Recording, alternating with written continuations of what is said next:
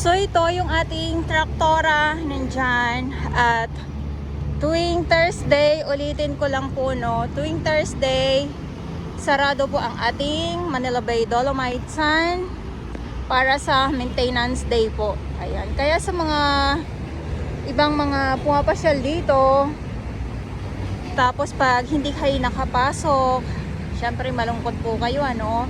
Pasensya naman po, ulit-ulitin ko po dahil ay tuwing Thursday, sarado po talaga sa publiko ang Dolomite Sand. Good afternoon, Manila Bay Dolomite Sand po tayo ngayong araw at ngayon ay July 12, 2024. Medyo umaambon-ambon at nandito nga tayo sa pinaka-entrance. Ayan, ito yung entrance at dito naman yung exit naman po. Ayan, nandyan. So, ang panahon ay parang tao lang. Parang tao lang or parang sa isang relasyon lang ano. Ayan na naman tayo eh. Maminsan-minsan umuulan, malakas ang ulan, or kung hindi naman ay makulimlim, madilim ang panahon dito dahil nga po ay isa na din ay nagsisimula na din yung tagbagyo pag ganito talaga no. Kaya asahan natin na lagi po talaga makulimlim or medyo maulan ang ating mga kuha. Ayan. Kung minsan naman sobrang init, pagdating ng hapon, eto na yung maulan. Ayan na yung, kung hindi naman ulan, sabi ko nga ay ambon-ambon, hanggang sa diretso na yan, hanggang sa paggabi na. Ayan, palakas na ang ulan. Ayan, good afternoon po sa inyong lahat at Manila Bay Dolomite Sand po tayo at ngayon ay ulitin ko lang para hindi tayo naliligaw. Ayan, naliligaw ano. Ngayon ay July 12, 2024. Ayan.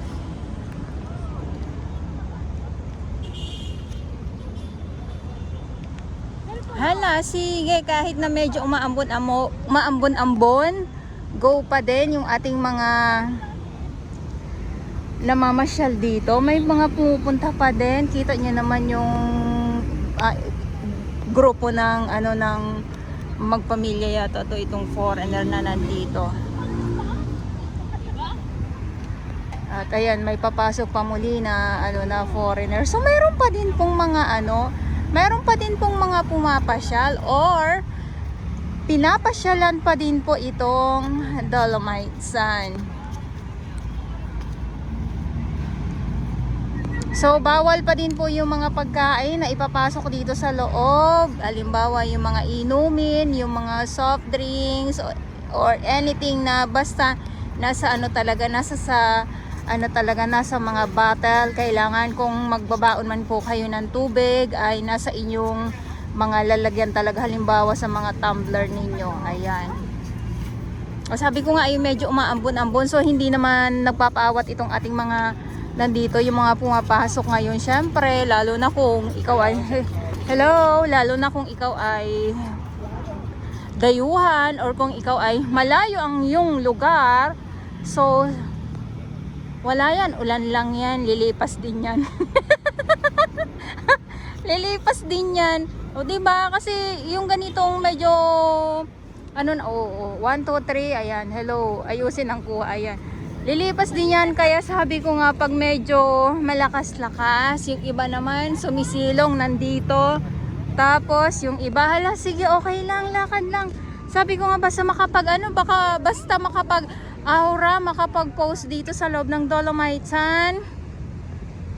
Go lang. Oh. Go lang ng go, diba?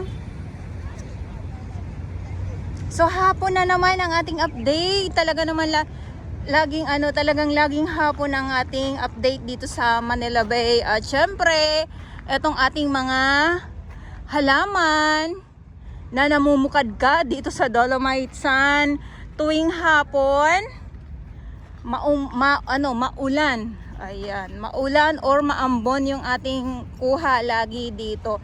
At usaping Dolomite Sand, syempre maraming salamat sa ating mga Manila Bay Warriors, Stero Rangers ng DENR, MMDA, DPS Mandaragat, at sa ating mga volunteers, sa ating mga security guard, sa ating mga kapulisan na patuloy po na nagbabantay dito sa Dolomites. Maraming salamat po sa inyong lahat.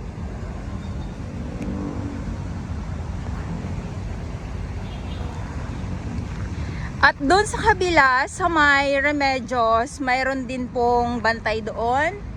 At doon sa Yacht Club, ganun din po, mayroon din pong bantay. Ay, ang taray. Siyempre kung saan yung maganda ang kailangan kuhanan, 'di ba? Picturean, ayan. Hindi lang mismo dito sa may Dolomites ang ating mga bantay. Ulitin ko lang po hindi lang po dito. Kundi pati doon sa may Remedios mayroon po. At doon nga po sa Manila Yacht Club.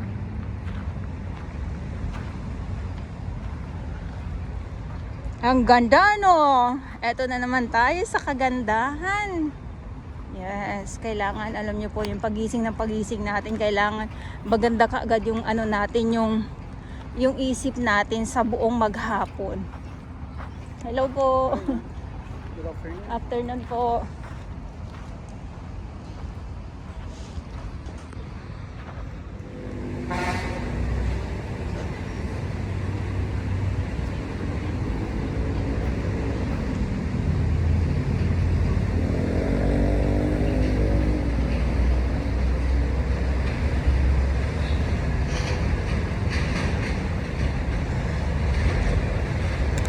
Tulad ng binabanggit ko araw-araw sa aking mga upload, sa aking mga update dito sa Dolomites, tag-ulan na po.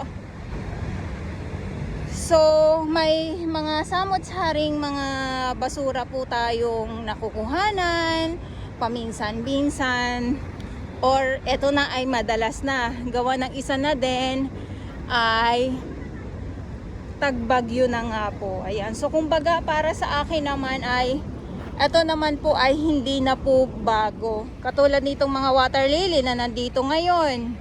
So ito po ay, ulitin ko lang po, sa akin ay hindi na po ito bago. Ay pagkatapos naman ng tagbagyo ay lumilipas din po itong mga yung mga basura. Lumilipas din.